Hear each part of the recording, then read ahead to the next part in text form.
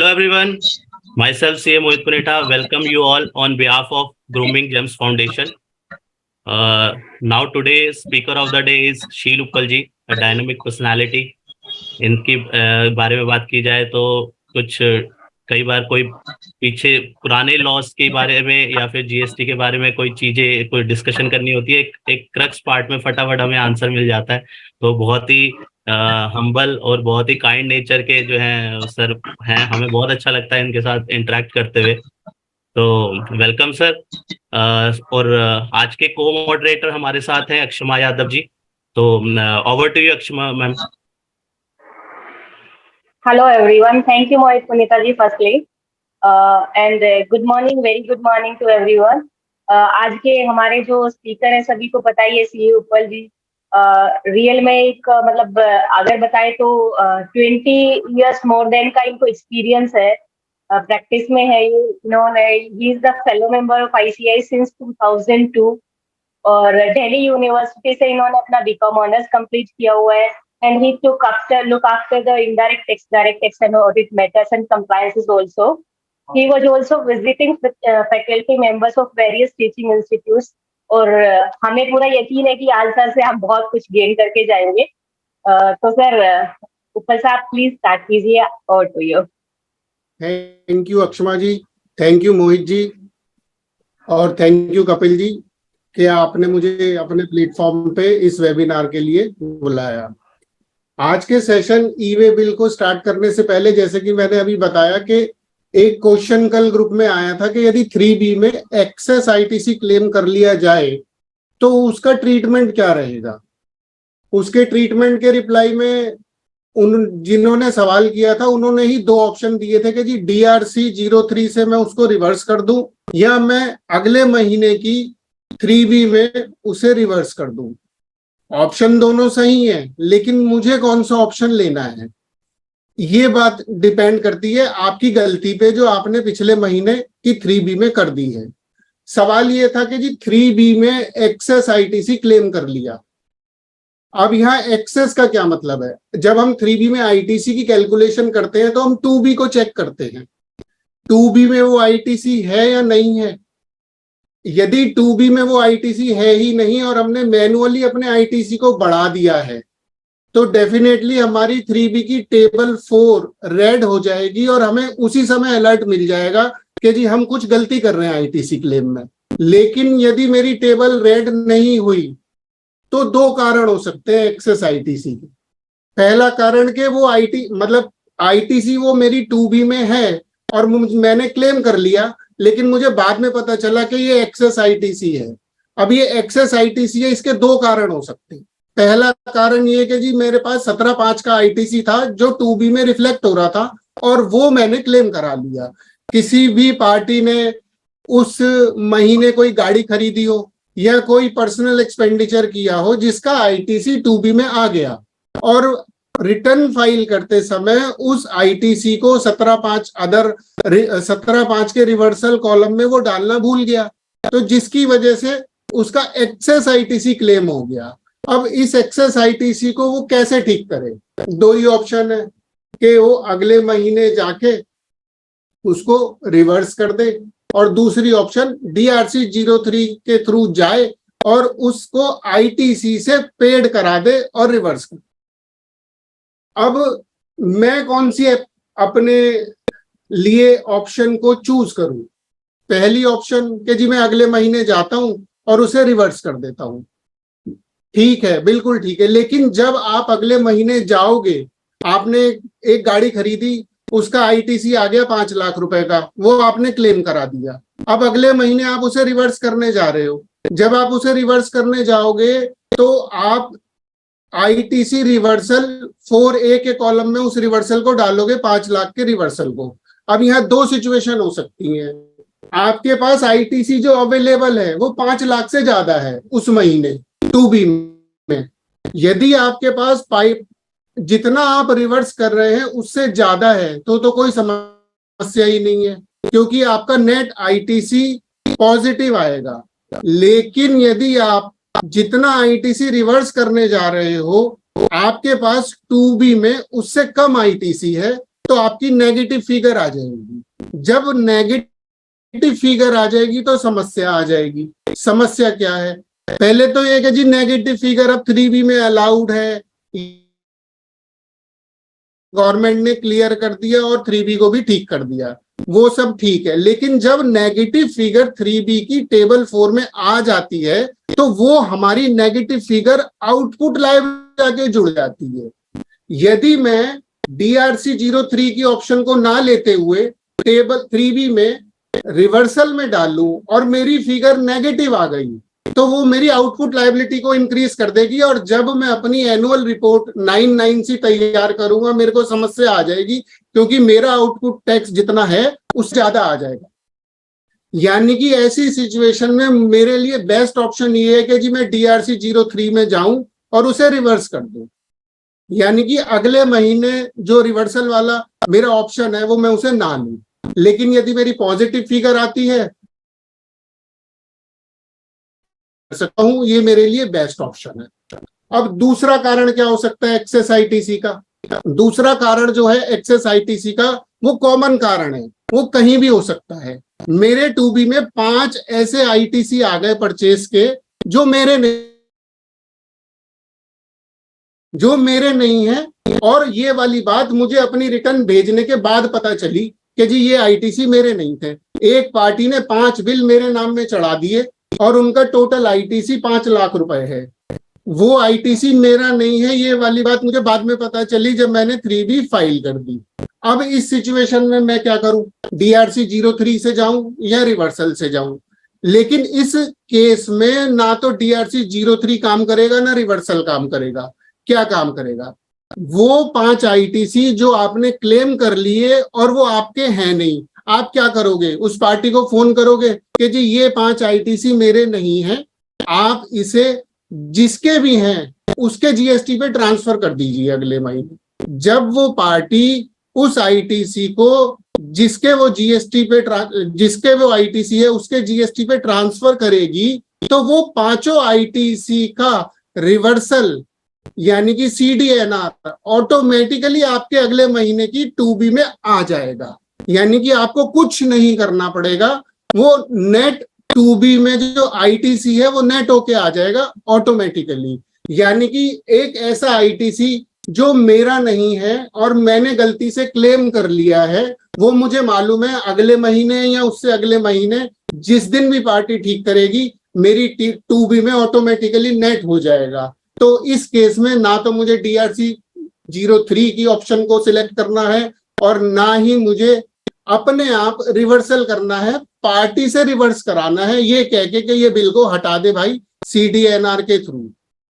तो यानी कि हमें DRC 03 सिलेक्ट करना है या नेक्स्ट महीने की 3B में रिवर्सल करना है या कुछ नहीं करना है। इन तीनों की तीनों आंसर डिपेंड करेंगे मेरी गलती पे कि जी मेरे से मिस्टेक क्या हुई। तो कल के एनुअल ग्रुप में जो सवाल पूछा गया था उसका ये 3 ऑप्शंस अवेलेबल हैं जो कि क्लियर है।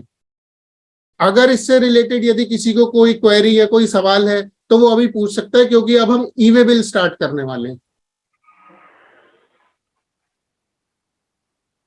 एक्चुअली सर क्वेरी तो नहीं है मेरी, बट मेनली मैं ये बताना चाह रही कि ऐसी मिस्टेक्स क्यों होती है। आई थिंक सो मुझे जहां तक लगता है कि बिल्कुल हम एंड मोमेंट पे जब फाइल करते हैं ना, एक तो पोर्टल स्लो चल रहा होता है, दूसरा प्रेशर हमारे ऊपर इतना होता है, ऑल द रेड मार्क भी आ गया, इवन आफ्टर दैट भी मतलब हम नहीं देख पाए कि हमने इतनी बड़ी मिस्टेक कर दी है।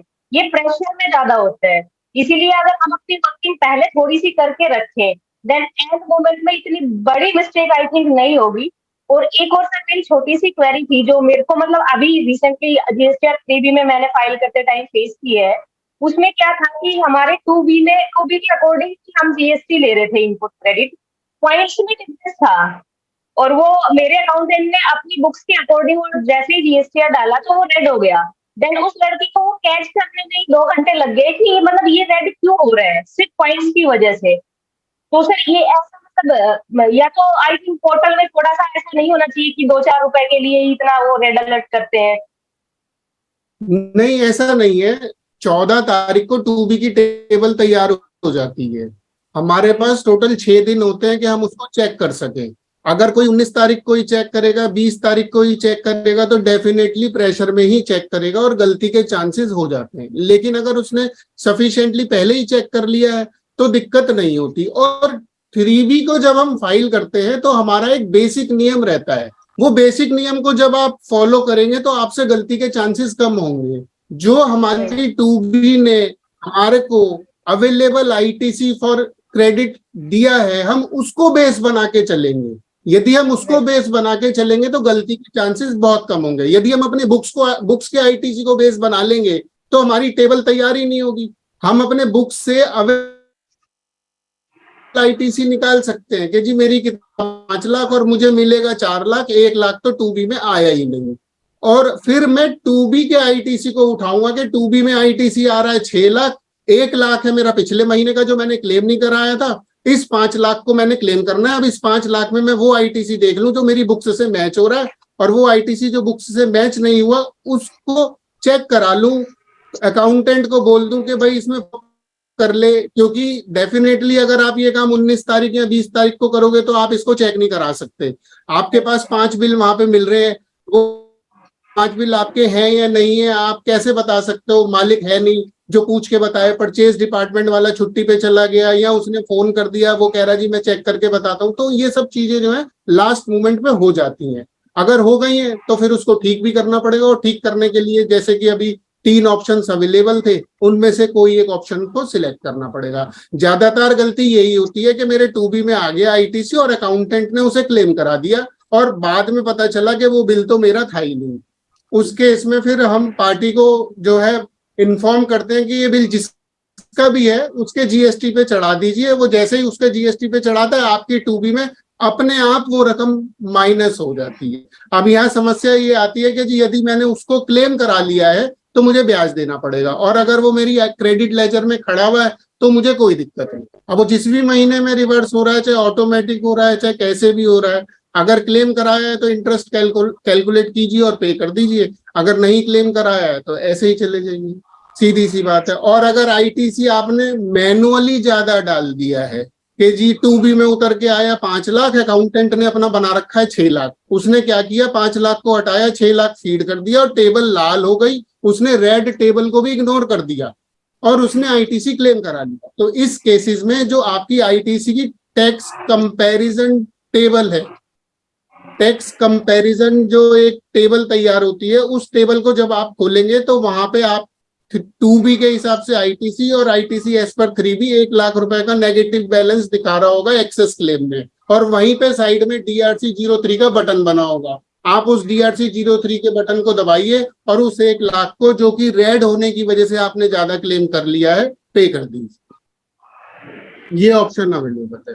इसमें ना एक चीज आप लोगों को और समझनी है, इसमें एक चीज आप लोगों को और समझनी है कि ना अभी क्या हो गया है ना, हमारे पास हर व्यक्ति के पास समय कम है और थोड़ा सा काम ज्यादा है।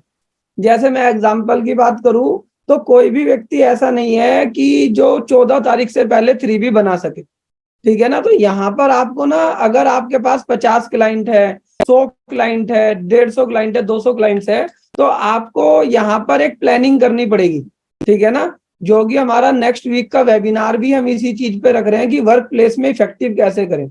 तो जैसे मान लो 14 तारीख को आप लेकर बैठे और आपको लगता है कि आपके पास 100 क्लाइंट्स हैं, तो पहले तो उन 100 क्लाइंट्स में से ना मैंने कई लोगों की प्रैक्टिस देखी है, मोहित पुनेता जी से भी बात हो रही थी मेरी, कि वो कह रहे सर हमने तो अपना सबका मंथली कर रखा है, कोई कहता है हमने तो सबका क्वार्टरली कर रखा है। नहीं, ऐसा मत करो कि सबका मंथली सबका क्वार्टरली, अपने वर्कलोड को डिवाइड करो। अगर आपको लगता है कि भाई कुछ मंथली हो सकते हैं कुछ क्वार्टरली, तो कुछ को 20 तारीख वाला कर दो और कुछ को 22 और 24 वाला कर दो, डिपेंड ऑन द क्लाइंट। दूसरी चीज क्या होता है कि मैंने कई लोगों को क्या देखा है कि जैसे मान लो 14 तारीख की 3B, हम 14 तारीख को 3B भर सकते हैं, ऐसा लॉ में कहीं मना नहीं है कि आप 14 तारीख को 3B नहीं भर सकते। लेकिन आप मुझे कमेंट बॉक्स में लिखकर बताना कि कितने लोग ऐसे हैं जो 14 तारीख को फाइल करते हैं, 15 को फाइल करते हैं। बहुत कम परसेंटेज में लोग होंगे, ज्यादातर लोग 20 तारीख को फाइल करते हैं, 22 को करते हैं, 24 को करते हैं, जो भी लास्ट डेट होती है। तो ये थोड़ी सी हमारे को अपनी थिंकिंग चेंज करनी पड़ेगी।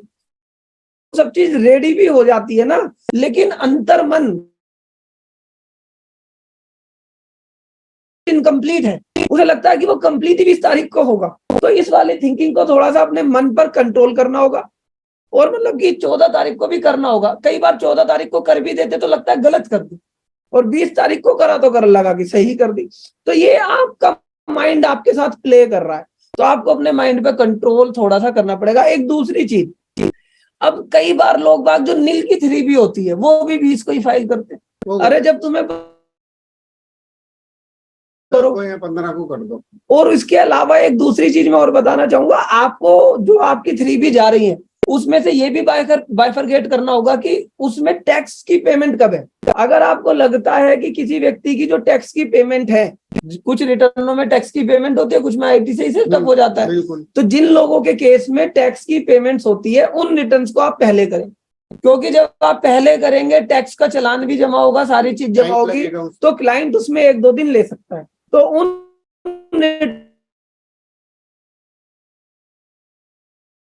से करोगे तो गलती होने के चांसेस बड़े कम रहेंगे। बाकी जैसा जो सील उपल जी ने बताया, बहुत अच्छा बताया, भाई अगर गलती हो जाती है तो पहले गलती को समझे किस तरह की है, ठीक है ना। तो अभी जैसे अच्छा लगा, मैंने ग्रुप में लिख दिया कि भाई इंटरेस्ट लग जाएगा अगर आप 1 महीने बाद डिले करते हो। तो अक्षमा यादव जी ने काउंटर करा कि सर इसमें तो इंटरेस्ट लगता ही नहीं अगर यूटिलाइज ना कराओ। लेकिन क्या होता है, जीएसटी ऑफिसर कई बार इंटरेस्ट लगा लेता है, तो हमारे को सारे ऑप्शंस देखने चाहिए। ग्रुप में आप एक्टिव रहो,